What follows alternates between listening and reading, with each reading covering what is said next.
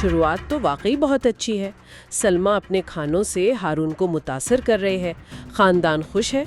जी, और ये खुशी जानबूझकर दिखाई गई है ताकि जब असल मोड़ आए तो उसका असर ज्यादा हो।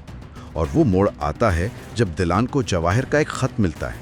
और जवाहर का नाम सुनते ही दिलान का चेहरा देखने वाला होता है।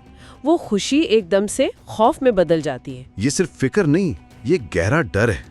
तो क्या ये डर जायज भी है? अच्छा, ये तो एक बड़ा मसला चल रहा है, लेकिन इसके साथ साथ एक और छोटी सी कहानी भी तो है ना, हारून, सलमा और यास्मीन की। बिल्कुल, और वो ज़ैली कहानी एक तरह से मरकजी कहानी का ही अक्स है। वो कैसे? देखें, जैसे दिलान एक खतरनाक राज छुपा रही है, वैसे ही यास्मीन हारून के लिए अपने जज्बात छुपा रही है। सही। दोनों सूरतों में जो कुछ नहीं कहा जा रहा वो कही गई बातों से ज्यादा ताकतवर है।